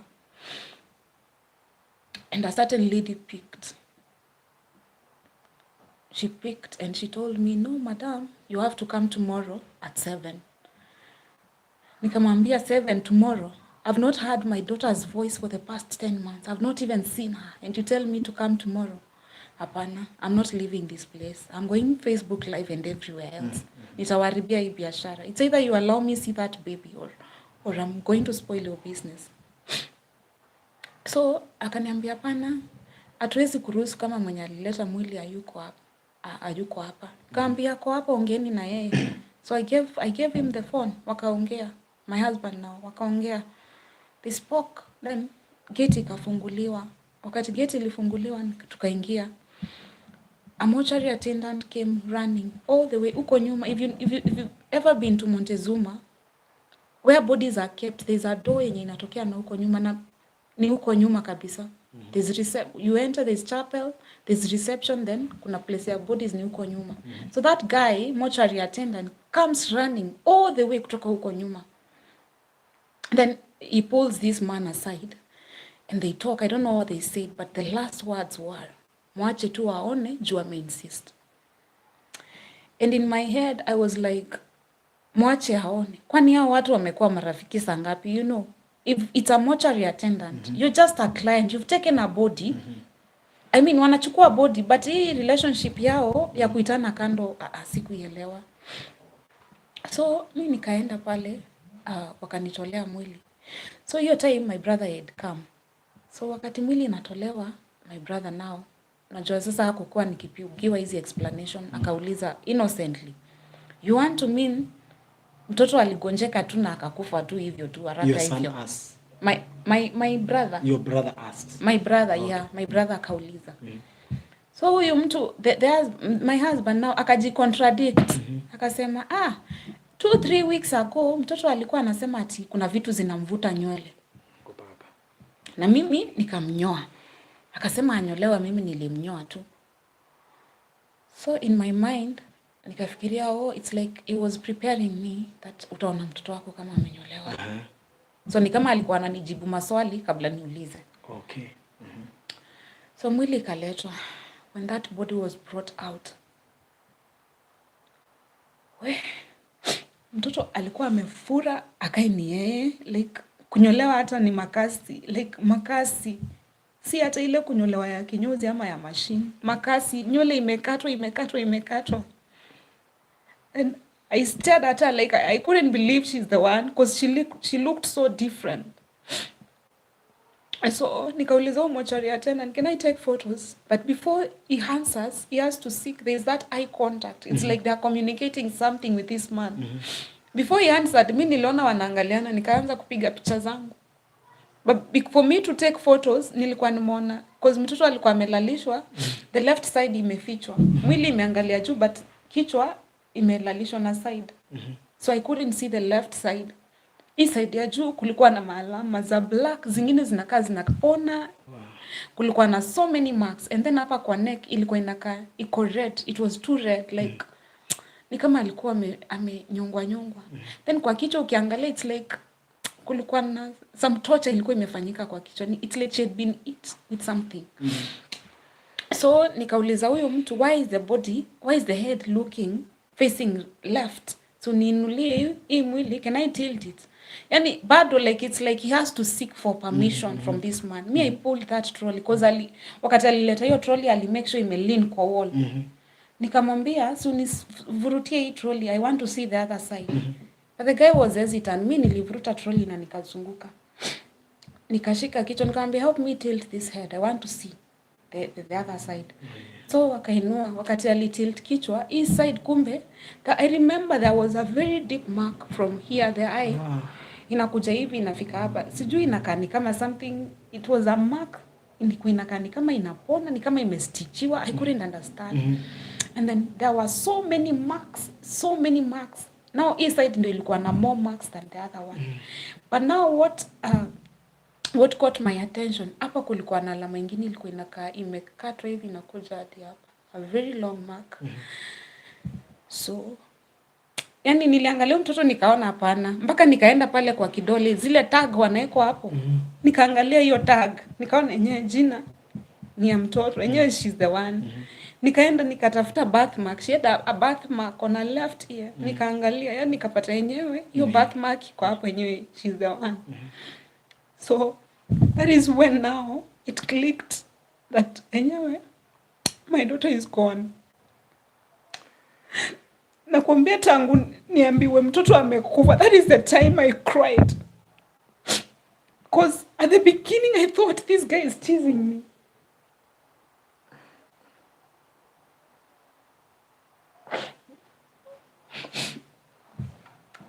That is the time I believed she's dead.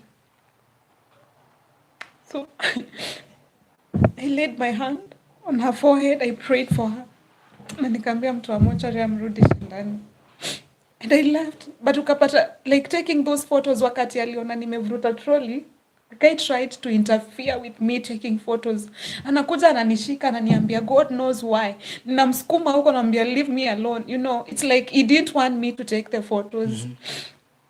So because I know the way this man operates, after kupiga picha na nikaombea mtoto, I had to leave. Because there is a time, hiyo time ndio watoto wafanyiwe, waandikiwe report. There is a time tulikuwa referred to kuna watu wanakuanga kwa communities, children's officer. There is a time tulikuwa referred to a children's officer. And we happened to bump to each other hapo na huyo mwanaume na huyo mama na watoto wangu. And this guy snatched my phone. Literally, ali snatch. So, nakatoa, ni polisi walinisaidia kuchukua simu yangu back. Alikuwa amesnatch, ametoa hadi line. So, wakati nilipiga hizo picha, nilikumbuka hiyo incidents. So, I took the photos and I left immediately. I didn't even tell my brother I've left. Hata brother yangu nilimwacha hapo. Nilitoka, nikaambia huyo mama alikuwa amenipeleka, please let's go. So we left. Yeye hakujua kwa nini nimemwambia. But I knew this guy, if he finds me out there, he's going to take my phone. So me nikatoka hapo, nikaenda home. Like, we got home at around 2 a.m. in the morning. Hiyo hata huwezi lala. I sat down, I cried, trying to think of what to do, because it was clear. Mimi, to me, when I saw the body, it was so clear that mtoto si ugonjwa. So nikiwa kwa hiyo hali tu, before kupambazuki asubuhi, I remembered kuna hiyo time my brother akimuuliza maswali, kuna time alimention industrial area. So nikaanza kufikiria huyu mtu industrial area alienda kufanya nini kweli?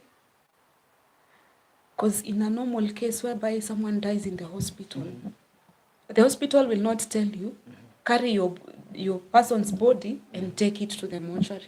Kwanza mata wako na mortuary, wangeweka mtoto hapo temporarily. So nikaona acha niende industrial area asubuhi. That was now my starting point. Let me go to industrial area, police station, and find out what this guy went there to do. Then I spoke to someone, a friend of mine, nikamweleza, akaniuliza,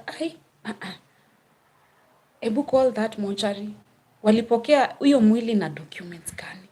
So when I called the mortuary, kuuliza walipokea hiyo body na documents gani, they told me walipata OB kutoka industrial area police station.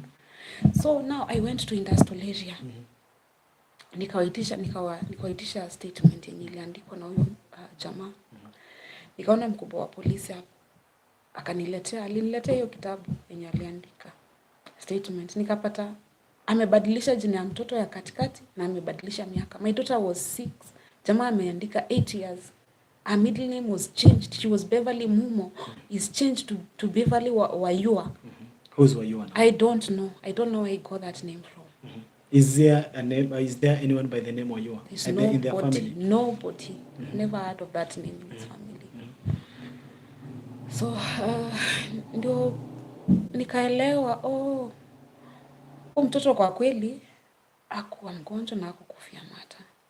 So from there I spoke to my lawyer and we went. That is now we began the journey. Tukaenda DCI.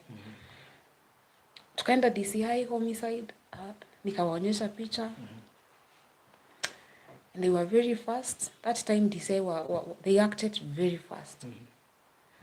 Because niliwaonyesha tu hizo picha and they were like, "Madam, this is clear. This is murder. We are not lying. This is murder." Hii mtoto wako kwa huyu aliwawa huyu. So wakagawana, kuna wenye walibaki hapo wakitake statement na wengine wakaenda mochari Montezuma. So they went to take photos before the body had been tampered with. Wakachukua picha zao, then they came back ndio wakaniambia hapa lazima postmortem ifanywe. So yeah, a postmortem was done by three doctors because I had to get my own pathologist. This guy was also advised to get his own, and now there is Dr. Odro Rule wa anatumika na government. So yeah, the postmortem was done. Wakati yo postmortem ilifanywa, before the postmortem, there's a meeting that is usually held by all parties, DCI and everyone there. And hata before postmortem ifanywe, jamaa akiojiwa alianza tu kujicontradict. The same way alijicontradict when the baby died. Stories zenye alinipea amechanganya, anaambia brother hivyo, that is the same way he did it. Ndio nikamwambia daktari wangu, pathologist, nikamwambia mimi I want a test of every single thing. Mpaka hata like if you can check if the baby was sexually abused, just check. I need everything. Mpaka DNA. I just wanted, if you find there was an assault, I need even DNA for those samples. Like nile mtoto ameoa, you just want to know. I just wanted to know. When I was telling the doctors those things, they thought I'm insane. This is the autopsy report, right? Yeah. So kwa kweli, we stayed there waiting. Okay, just continue. We stayed there waiting for the post-mortem to be done. Ilifanywa na, as you can see from that report, there are 3 doctors. Na Dr. Odoro mnamwona hapo, the government pathologist, and there are other doctors, pathologists as well. And they found out that mtoto the baby had been sexually abused countless times. Alikuwa amevunjwa, hata magoti yake ilikuwa imevunjwa. Magoti zote mbili. My daughter, hizo alama hata nilikuwa naona ilikuwa warm up. My daughter's body had so many marks. Mimi niliat, nikaanza kuadi zikafika 50, nikaona naendelea tu aziishi. And there are deep cuts. When you look at the report, inaonyeshana kama ni 1.5 centimeter to this. Like, that is how clear they are when you look at this page here.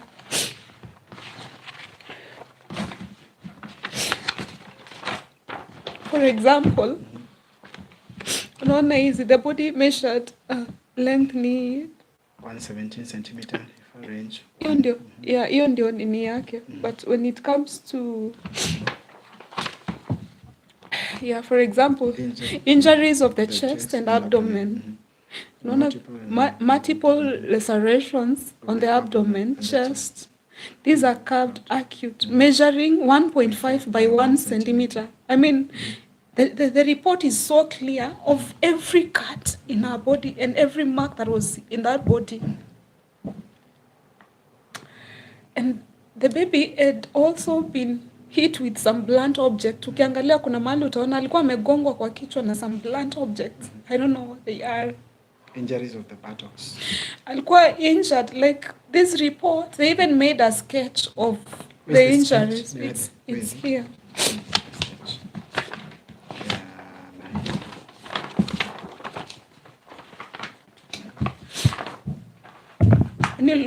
When you look at that report, the doctors made the sketches of the body, both front and back. Huyo mtoto alikuwa amekatakatwa. It's okay, Naomi. Ni hivyo, tulia.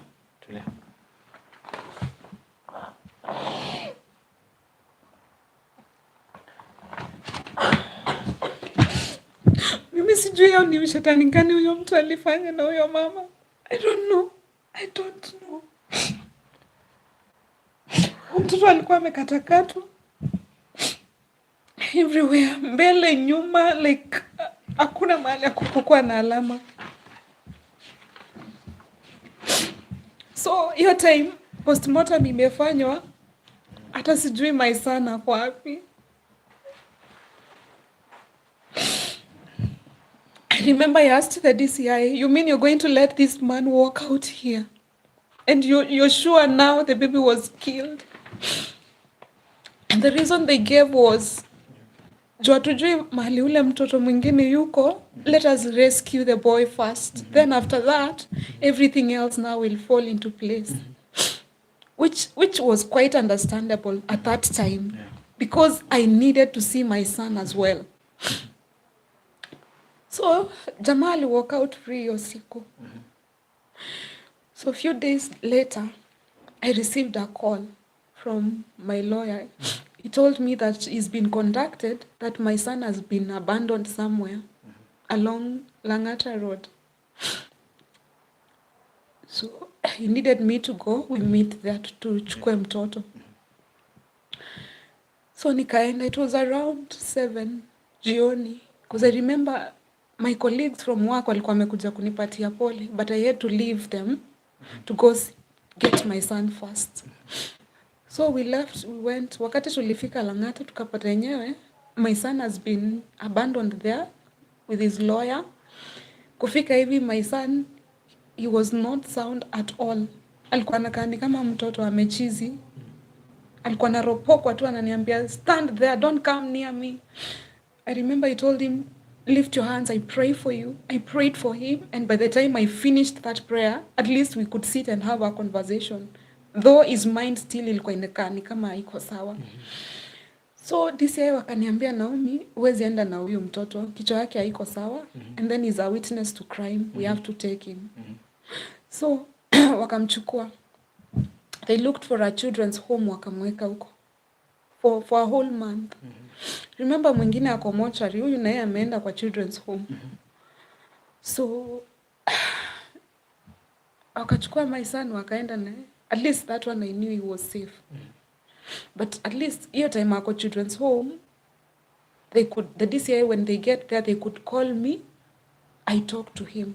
Nilikuwa at least namuongelesha kwa simu. So huko akafanyiwa some bit of counseling, ndio kichwa ikarudi, ikakuwa at least he could reason. Juu babake alikuwa brainwash vibaya, because I remember that day my son was telling me, Mom, unajua hata Beverly amekufa? You know, the way he was saying it, it was like not a big deal to him. Like to him, ni kama hata hakuwa anaelewa ni nini anasema. And my son, si mtoto mdogo sana hivyo, is now 11. I know him. That time he was 8. I mean, hakuna ange describe sister yake even they were pretty close. So, mimi nikarudi home. After now making sure my son is safe, nikarudi home. So now, I remember this guy calling me. Nilimweka, there's a time he called, nilimweka tu loudspeaker, watu wasikie what I've been dealing with. Kaniambia, yeah, you think you will go far with this case? Hakuna mahali utaenda na hii kesi. And everyone was in the house. Wale watu wamekuja kunipea pole, people are there. This man, there's a certain cousin of mine on my dad's side. This one I'm going to mention her name. Allow me to mention her name. Cynthia.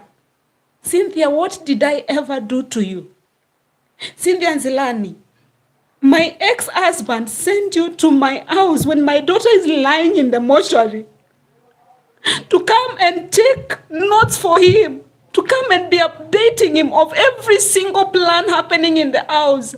You come to my house when I'm mourning, pretending to be mourning with me. Now when he's spy. May God have mercy on you, Cynthia. This cousin of mine, she was used by my ex-husband. Ni alikuwa anampatia information. Najua tukiwa kwa nyumba, definitely with people, I will update people. Tumefikia hapa. This girl, Cynthia, you knew where my son was. Cynthia, you used to go and take my daughter out. Wakati natafuta watoto. You are so wicked. You knew where my daughter was hidden. You knew where my children were hidden. Cynthia, wewe ni mama. Omba Mungu sana. Mungu na sana. Okay. It's okay. Tulia. Now, there's a question that I'll ask you tukiendelea, Naomi. Nataka utulie tu. But if there is anything that you feel like you need to spit it out, just speak so that it may come out of your heart. Feel relieved. Has your son ever talked about maybe something to do with your So much. Only that I'm protecting my son. Yeah. I don't want to lose him. Yeah, true. But my son witnessed his own dad beat up his sister na kifagio hapa. Hii kifagio inakuanga imefungwa na raba. Alikuwa anamgonga. Ile alama nilikuwa naona huko kwa macho huku. Ni babake alimgonga na ile nyaunyo inakuanga sijui ni ya plastic ile ya raba. Alirusha hivi ikaenda kumchapa ikakuja kumkata kwa macho. Reason being, anampiga hivyo juu ya nini? I don't know. That daughter was murdered. This I got it from my son. That woman, that strange woman he lives with. Alikuwa amechapa mtoto mpaka amemwambia go to your mother. Then the baby went to cry in the bedroom. Well, this child's, my ex-husband and his other woman, they put those injuries on my daughter's body. Ni wao walimuumiza miguu. This woman alichapa mtoto wangu 3 days before she died. Mtoto kwenda kulilia kwa bedroom because alimchapa na akamwambia go pack your clothes with my husband. Go pack your clothes, go to your mother. So when the baby went to pack her clothes, huyo mama akamwendea hapo. What are you doing? Akamvurutanisha akamleta kwa sitting.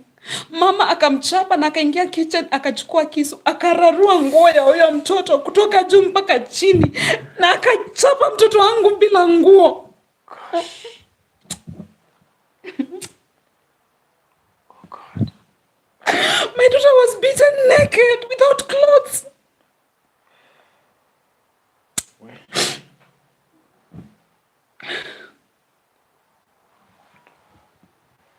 It's okay, Naomi. All is well. When you reported this case, now let's go to the burial because I was there at the burial. Actually I knew Samaritan during my daughter's burial. I remember niye alikuwa anachukua video.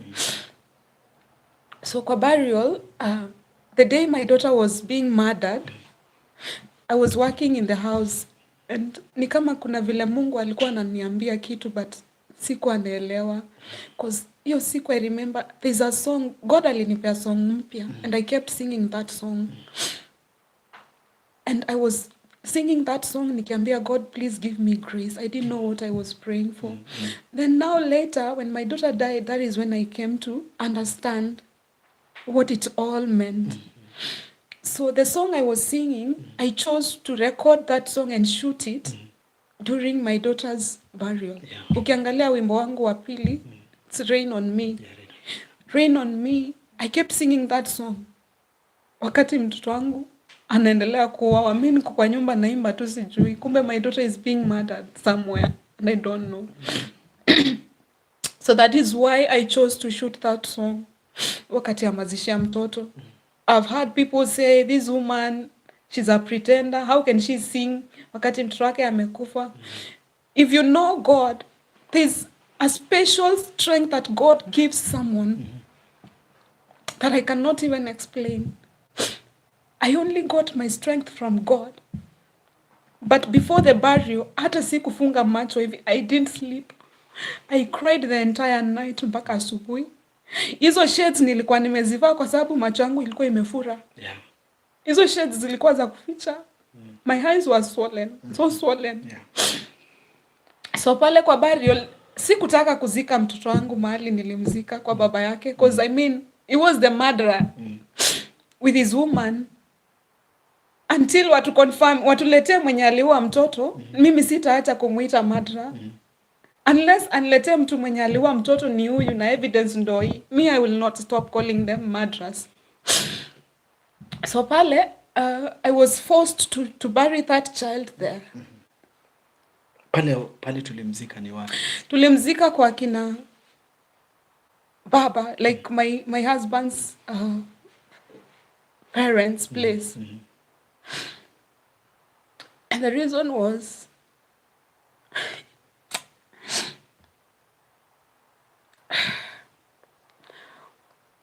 I went to court and I sought for some orders to be able to be free to choose where to bury my daughter. And my reference was to bury my daughter either in Langata ama mali nimezaliwa, my father's land. So the orders came, yeah. But I don't know what these people did to my dad. I forgive him. My dad denied me a place to bury my daughter. Why? But why? I don't know, and I don't want to know. But Daddy, I've forgiven you. I don't know, but he denied me a place to bury my daughter. So I sat down and I thought, if I take my daughter to Langata, few years down the line, I will not even be able to trace where she was buried.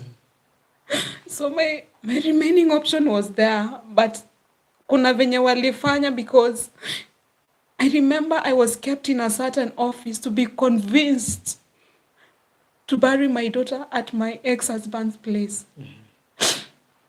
Even during the burial, remember well, kama ulifika pale kwa kaburi, hao watu walijaribu kufungua coffin ya mtoto. Ati saa yenye inaenda kuingishwa hivi kwa shimo wanataka kufungua. And I closed it. It was like a battle. Yaani unapigana na wamekuia mtoto, you know.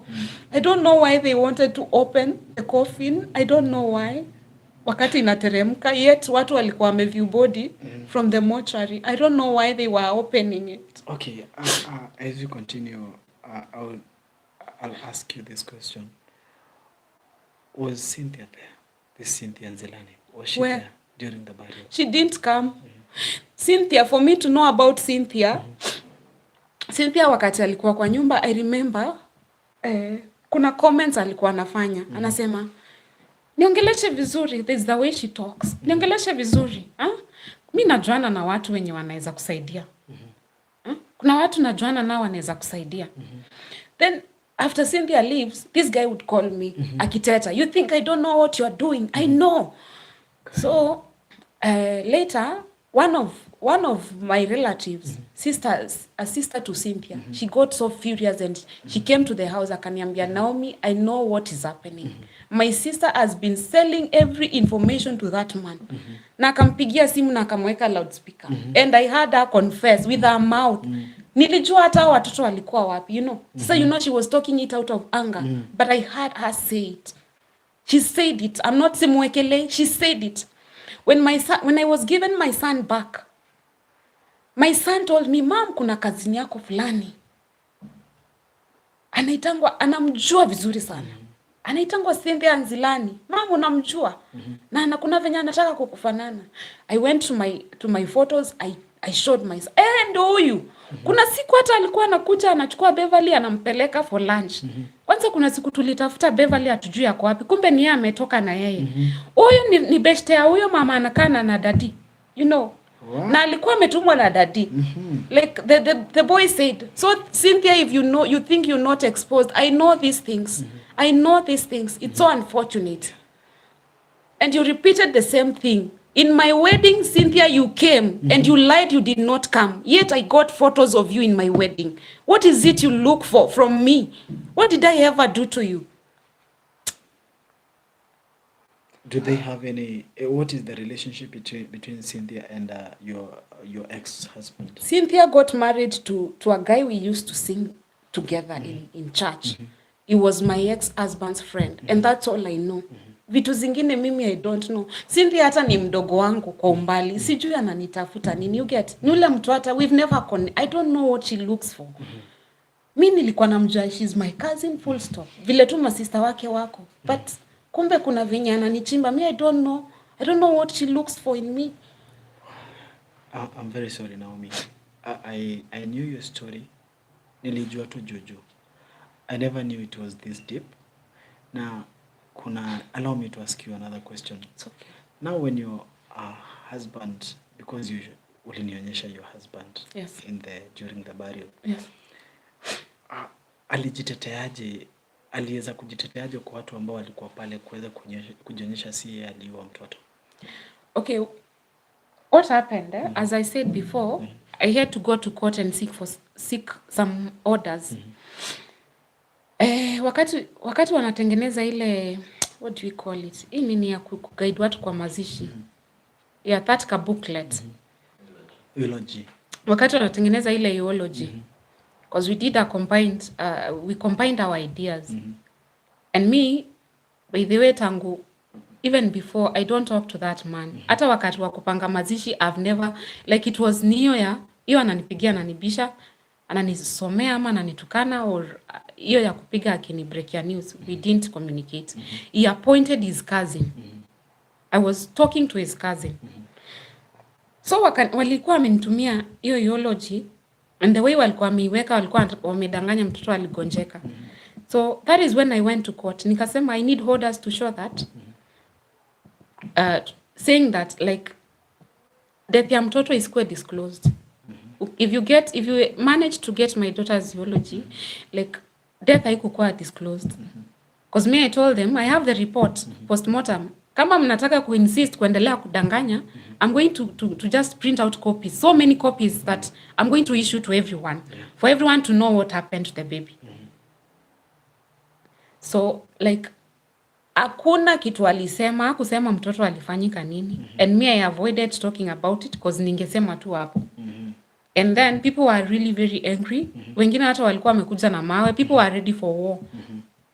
Yeah, because ilikuwa imejulikana mtoto ameuawa. Haikukuwa siri. For a postmortem to be done, it involved groups of people, especially from my end.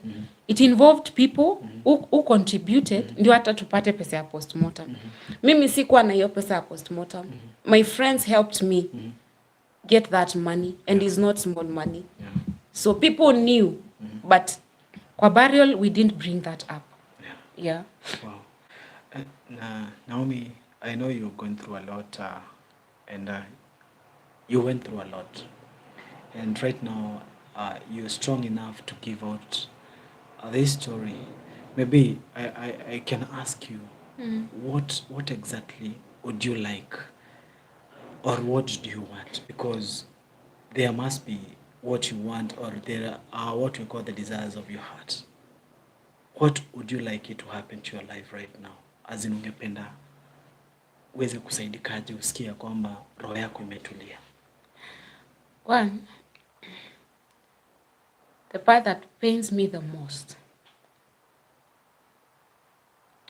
is that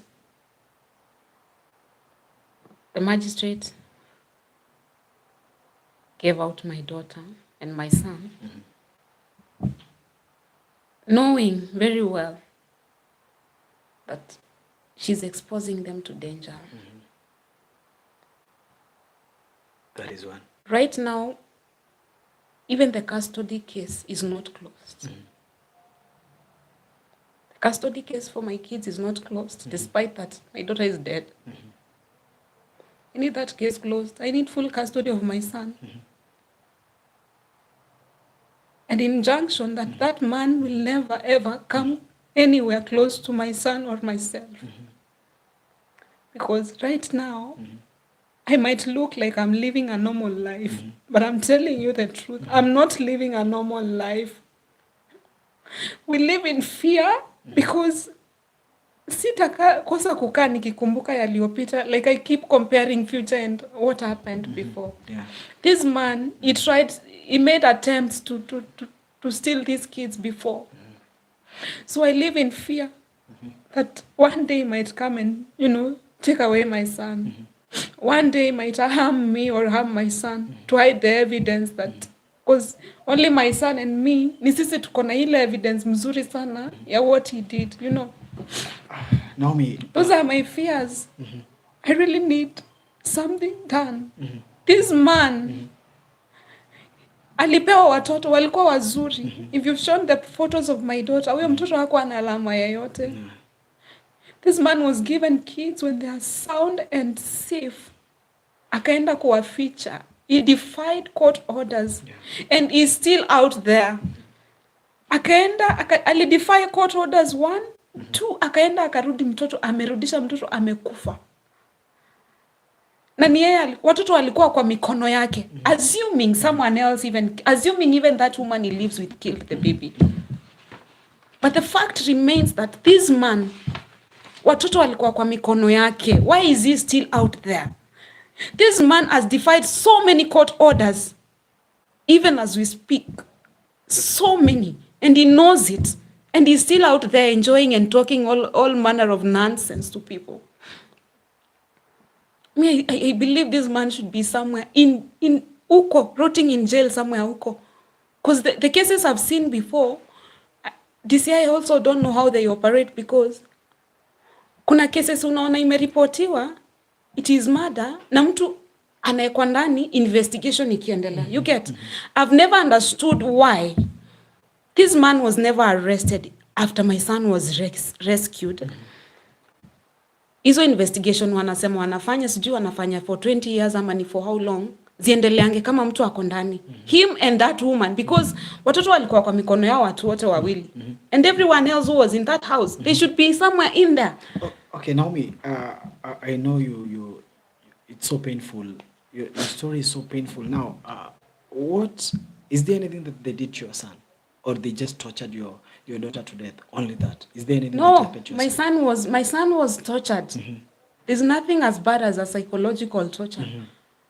My son was so tortured, and till today there are times we sit and he confesses some things. He was made to, at some point, he was made to hate his sister. Isn't it? It was now, because we had to go for counseling. I had to take my son for counseling. This boy, I took him for counseling, 7 good months counseling, non-stop. Ndo arudi sawa. So now after amejirediscover, that is when now he started confessing these things slowly. Alibrainwashiwa mpaka kuna extent alikuwa ameanza kuchukia sister yake. My son, he used to be beaten. Alikuwa hata yeye anachapwa. The day I filed those the custody case, watoto wangu walikuwa, hakuna mtoto alikuwa na alama. When you look at my son, he has a stitching here on his chin here. Amestitchiwa. Kuna time he gives me a story of a time alipigwa na huyo mama, akaumizwa macho. Like his eyes were swollen. One eye was swollen for over 2 weeks. Mpaka watoto wanamuuliza ulifanyiwa nini? So, during that period where the 1 month period, hiyo wakati walikuwa kule. Yeah. Kukua, see 1 month, remember, 10 months. 10 months. Ali extend 10 months. 10 months. Yes. Even him used to be beaten. He used to be beaten. But now, there's one thing my son keeps asking me. Mimi sijawahi elewa, mom, kwa nini Beverly alikuwa anachapwa zaidi kuniliko. And then my son disclosed that on Saturdays, kuna Saturdays, Beverly alikuwa anaamshwa asubuhi 6 in the morning. Beverly, the dad, and that woman wanatoka, wanaenda. Hawasemi, wanajidai, wakitoka walikuwa wanasema wameenda kwa shamba huko Emali. But wakirudi, wanarudi Beverly kama amechoka na hatashindwa hata kukula. So the reason as to why my son thinks that sistaki alikuwa anachapa juu ya chakula. Anasema Beverly, mama unajua Beverly hakuwa anapenda food. So alikuwa anachapa sana juu ya kutokula. Hata kutokula tu mimi mama nashangaa kama anachapa hiyo yote. Like the baby used to be beaten, like kuchapwa si ya kawaida. Right. So even my son, like it was not a smooth run for him. Even him, he was tortured. Yeah. In short, you want Me, I want justice justice. I just want justice to be served. I've lost so much. And I don't know if I have the strength again. If I look strong, God ndiye anajua. The only strength I have is God who gives me the strength. But do you have a lawyer? Do you have a lawyer? Yes, I have a lawyer. Sincerely, I exhausted everything. Mimi sina pesa ya kufuatana na mtu yeyote. Ningekuwa na hiyo pesa ningekuwa na wakimbiza huko probably. Sina pesa ya kufuatana na mtu yeyote. I used all I had. I went into debts. Sina pesa yeyote ya kuonga mtu yeyote ama whatever. Me, I don't have that money. I just survived by God's grace. I entered into debts. I took loans after loans. I have nothing. Like, all I need is just justice. I don't know how it will happen. I don't know. But I just want justice. I believe my daughter deserves justice. I deserve justice too. My son too. Yes, We've been tortured. I mean, mentally, psychologically, you know.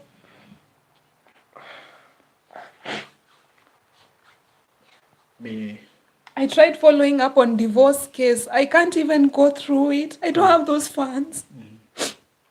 So, is it right now you're still attached to him in terms of law? In terms of law, yes. But, I mean, it's funds. I don't have those funds to facilitate all those things.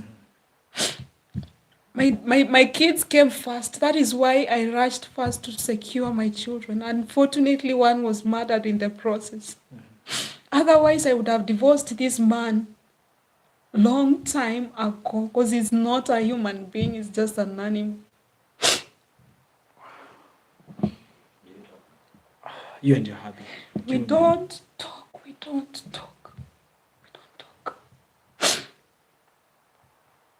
Now, Naomi, it's a very sad story of Naomi, and we've never had this kind of a case or this kind of a interview, but we as Eastern TV and the team, we will work and at least make sure at least justice has been served to you. I know you've had so many pending issues, but this one is an urgent one. It's so urgent, and it needs to be addressed, worked on, and at least this lady who's crying, this Naomi, to be served with justice. It's so painful for a father to take a life of a very young and innocent girl. Did Beverly love the daddy? Actually, to my surprise, Beverly and the dad were best of friends. They were. Yes, they were. Do you think... But whatever happened, to an extent where the dad anaweza chapa mtoto hivyo, I don't know. I don't know if ni huyu mama alichangia, huyu baba achukie mtoto wake. That bit, I don't know. But yes, Beverly and the dad were best friends. So that's why I was asking you, do you feel like this lady by the name Cynthia Zil. I don't think maybe the only contribution that Nzilani made is she knew where those kids were, and she never made an effort to reach out to me, despite her being my cousin, and tell me, cousin, I know where your children are. Let's go rescue them. Zilani, I think that is the mistake that she did. Zilani also, even when my daughter is lying in the morgue, nakumbuka kwa hiyo simu, she was saying, mnaekelea huyo au watu mnawawekelea mbure. Zilani, her own words, mnawawekelea. So even my daughter, while my daughter is lying at the morgue, Zilani could not disclose where my son is. Still. I think that is the bit that Zilani contributed. Was she raped? I don't even know if to call it rape, but huyo mtoto, yes, she was countless times. Samples were taken. DNA was done for the samples. Unfortunately, huyo mtoto juu ilikuwa ni kitu ilikuwa inafanyika mara mingi, alikuwa ameoshwa, so hizo Siemens like they could not get proper, they could not match any, they could not find the matching DNA. Juu ilikuwa tampered with. The private part was tampered with, right? Sasa unajua, you know, in cases of rape, they usually say, you're not supposed to shower. Yeah, Sindio? yeah. So for this case, huyu mtoto, juu si kitu ilifanywa mara moja, ni vitu alikuwa anafanyiwa. So it was already tampered with. Alikuwa ameoshwa, you know. Yeah. So they couldn't get, yes, DNA was done for the specimens, but hawakupata. Guys, the more we talk about this story, the more it's getting more and more painful to listen to. And Naomi, God is there. And just saying that God is there without actions will not make you, or you'll not be served by those words only. God is there, and even if Eastern TV will not be able to do this alone, we are going to maybe look for people to collaborate with and to work on this issue, because this is not a small issue. This is something that I cannot only do with my team alone. I need people that we can work hand on hand to make sure that her justice has been served. I know people are reacting differently. People are talking, wanasema this and this should be done. But all I'll tell you is that we can't just take these things so lightly venye mnafikiria. This is a very big case, because as we talk, the case is in court, right? For the murder, the only case that I know is in court is the custody case. That is still open. Yeah, and you want it to be dropped. I want the case closed. I want to be granted custody for my son, because now he's the only one remaining. As for my daughter, the case was taken by DCI. 24th August this year, itakuwa imeclick 2 years. Yet the DCI says they are still running their processes. I want justice for my daughter. So the murder case is with the DCI, and whatever is happening to them, I have no idea. Okay. They have been just giving stories and hopes and nothing. Me, I'm not seeing anything moving. What has your lawyer said about the whole thing? My lawyer has got nothing much to say about this. Because you see, on the other end, in case iko na DCI, the only thing he can do maybe is to ask for an update. Mmefika wapi? Atapewa 2 stories. The same stories they give me is the same stories watapewa. And again, me have said, I don't have money to keep pushing with lawyer. I don't have money like to push for these things, because the money I had, I exhausted before. As a postmortem, I was helped by friends and colleagues. So like unapata, as much as I want to push, but kuna extent, yani nakuwa ni kama niko limited, I can't go further. Yeah. So I don't think my lawyer Are we allowed to maybe communicate with the lawyer? You can. Okay. Bora mi haja yangu ni kupata justice. Okay. Haja yangu ni kupata justice. My son keeps asking me every day, and I lack words. Mom, what has the DCI said? Mpaka there are times he will ask and I don't know what to tell him. Saa zingine naenda najifungia tu nalia peke yangu because I don't want him to see me cry. Naomi, we can talk and talk and talk. And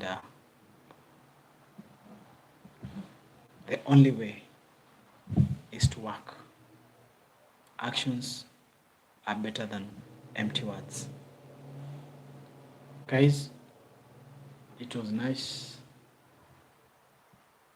at least having you as in watching us, and we've really had a very sad story from our sister here, Naomi. She has been my friend, but I didn't know that she has a very sad story. I knew her story, nilijua tu juju, but at least today she has shared her story, and it's a very emotional and a touching story.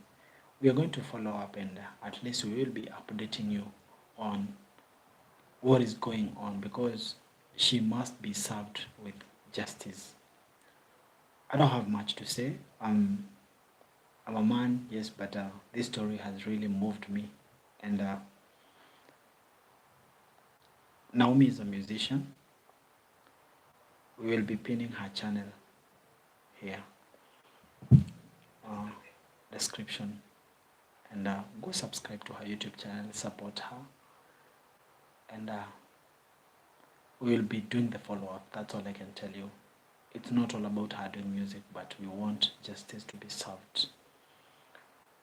Naomi, are you on any social media? Maybe there's a person who'd like, a big person, a prominent person maybe who'd like to help you in this. Can you give out your social media handles, or maybe if you like people to call you, you just tell people how they can reach you. I'm on Facebook. I call myself Favor NM. On Instagram, I call myself Favor NM. And I'm also on YouTube. I call myself Naomi Kiamba or Naomi MK. You can DM me on any of those places. You will get me.